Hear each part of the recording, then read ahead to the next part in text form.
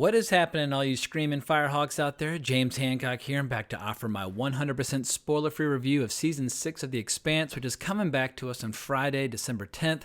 Amazon's already lifted the embargo for Episode 1 spoilers, but I'll be saving all my spoiler commentary for when everybody has access to the show. But this has been a really crazy week for me, where I've been completely drenching my brain in The Expanse, or expanding my brain with The Expanse, because not only did I rip right through these 6 episodes, but I also read the 9th and final book in the series, Leviathan Falls, which I have right here. And as soon as I'm done with this video, I think I'll be making a place for it right over here with the rest of the books. And it's always a big event for me when I get to kind of rearrange my bookshelf as part of my ever-evolving or ever-changing background for all my videos. But there's so much I want to get to and so much that I want to say, but I better just slow down and take things one step at a time because my feelings at this moment are a little complicated. I've been reading and watching this series for almost 5 years now, and I've loved the journey every step of the way. Here's a taste of my first impressions of The Expanse from my very first video on this subject. What's happening, everybody? James Hancock here. I just want to open this video with a thank you to the YouTube community. While occasionally the YouTube community can be a little harsh,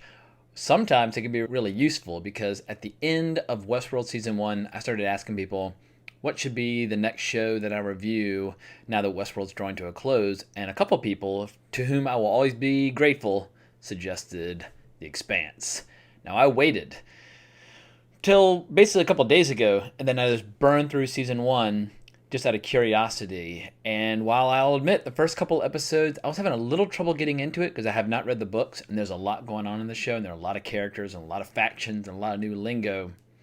Around episode 4 or 5, I found myself hopelessly, completely addicted to the point where I started binging. And by the end, I was completely obsessed, terrified, and mesmerized, and just obsessed. And now I'm convinced that The Expanse is one of the all-time great science fiction shows, without question. Let me just pause to say thank you again to everyone out there who initially suggested that I step into this world. Daniel Abraham and Ty Frank, they've given us this genuine modern sci-fi epic, one that I think will continue to attract new readers and new viewers for many years to come. And while it's certainly bittersweet to reach the end of a great story, the good news is that Season 6 and Book 9 both give us very satisfying conclusions. The epilogue to Leviathan Falls had me jamming my fist straight into the air, and that's not an emotion that I take for granted. We all probably have long lists of shows, movies, and book series that overstayed their welcome, or that should have never come back, or never got a proper ending at all. But in this strange cosmic twist of fate, somehow both the books as well as the show have managed to stick the landing at the exact same time, so my brain is kind of reeling from the experience. And I don't want to get too sidetracked by Leviathan Falls, in that books 7 through 9 are nothing but spoilers for folks who only watch the show. And I don't have any numbers or data on this, but I expect that the audience for the show is way bigger than the audience for the books. I think it was Ty Frank who joked last year that if you invest millions in a show, well, then you can sell thousands of books. But if you're obsessed with the show and you've never cracked open the books, you have quite an experience in store for you. The books have everything you love about the show, but just more. Because the books have no special effects budgets, and the only constraint on the story is the imagination of the authors. But back to Season 6, I'm fully expecting a lot of people out there to cry multiple times watching the Season 6 finale. There are so many great scenes where no matter which characters are your favorite, you're going to see scenes that send chills right up your spine, making you misty-eyed with their selfless sacrifices or their moments of ingenuity or just outright heroism. Season 6 simply delivers, and at a time where so many franchises out there fail to do so, I can't fully put into words what a relief it is to see a story stick to its guns and deliver the best experience possible. And don't worry about the fact that there are only 6 episodes. Just think of it as an epic 6-hour movie adapting the book Babylon's Ashes. The storytelling is tight and economical, all killer and no filler, exactly the way I like it. And best of all, the show continues to deliver the kind of exhilarating suspense and tension that fans love and adore, with these killer fucking space battles where nothing short of the fate of 1,300 different solar systems are all at stake. The only real downside in all of this is that for now, the show has reached a pause. I'm not going to say it's reached its conclusion, but it's definitely reached a stopping point. I've been reading some quotes from the writers and showrunners about the future of this world, and as many people know, books 7 through 9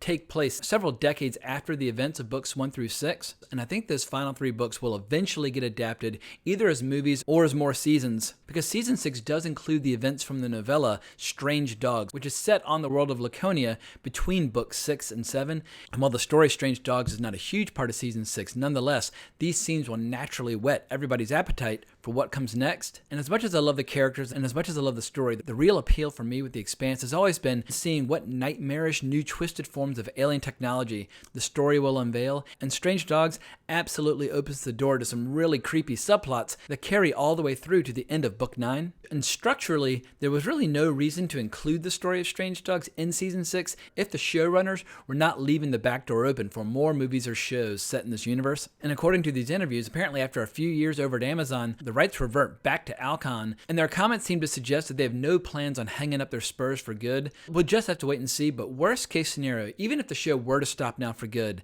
I'd still feel like The Expanse had a really good run. The show has reached a perfect stopping point, the books are finished, this is a win across the board, and now fans can just sit back, soak it up, and discuss. So what can I say ahead of the show's release? As you can gather from the trailer, this season is basically total war with Marco Inaros and his Free Navy, all while the threat of the new Laconian Empire is lurking on the horizon, as well as the mystery of what happened to the Barkeith when it was essentially atomized going through the ring gate at the end of the last season. The Free Navy is still hurling giant rocks at Earth, which keeps UN forces busy trying to blast them out of the sky.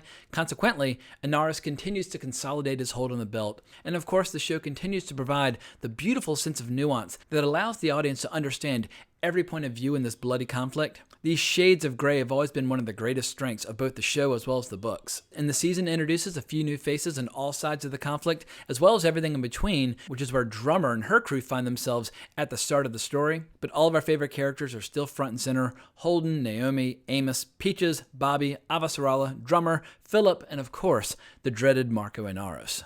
And I won't say who, but there are a few cool surprise appearances from earlier seasons as well. And the crew de Rocinante has a slightly different dynamic this time around, but it always feels like coming home each time we get to see a new adventure with this crew. And throughout the season, rather than always worrying about what's going to happen next, I was constantly reminding myself just to slow down and savor individual scenes or beautiful shots or moments, knowing that the journey was drawing to a close. I was frankly amazed by just how much plot was jammed into this season without it feeling overly busy or complex. It just flows with this inexorable sense of momentum, slowly building towards one massive confrontation after another. And like with every major story arc going back to Leviathan Falls, the status quo for these characters will never be the same again. The only comment that I'll make that comes close to feeling like a critique is that because this show is trying to deliver something resembling a satisfying conclusion, or at least a placeholder for a conclusion, we're not given one of those big classic cliffhanger endings that have made the previous season finales so irresistible over the last couple of years. But I think most viewers will be too busy smiling from ear to ear to worry about that all that much, because in my opinion, the season 6 finale is a strong contender for the best episode of all 6 seasons, giving us this tidal wave of great character beats, hysterical comedic beats, awe-inspiring visual storytelling, heroic moments of self-sacrifice, horrific gore and brutality, and of course, heartwarming exchanges between all the characters. This season has so many classic interactions between the central characters where I found myself howling with glee, even if the characters were fighting or arguing. The characters are all so clearly defined at this point, and the actors just have their arms wrapped around their characters. They just know these parts so well, but at the same time, all the characters continue to evolve and grow.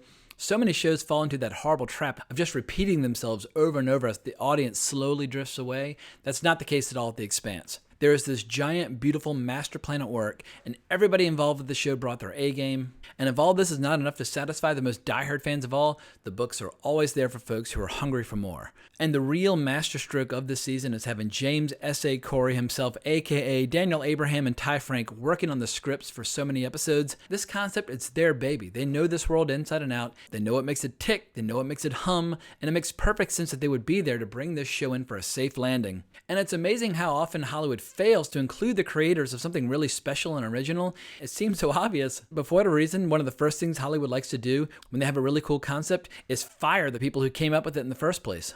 But as far as what the future might hold for the two of them, Daniel Abraham, he's already moving on to write a fantasy trilogy called Age of Ash, which I look forward to reading. And it's safe to say that whatever they work on in the future as a team or a part, I'll always be first in line to see what it's all about. And if you've been following my channel for a while, you'll be familiar with my ongoing complaints about a lack of new franchises these days and how so many studios almost seem to be indulging in a form of like pop culture necrophilia, digging up old intellectual property and trying to keep them going as these soulless brands. Well, the flip side is something brand new and amazing and original like The Expanse. This is one of those rare, precious examples of a brand new story for a brand new era.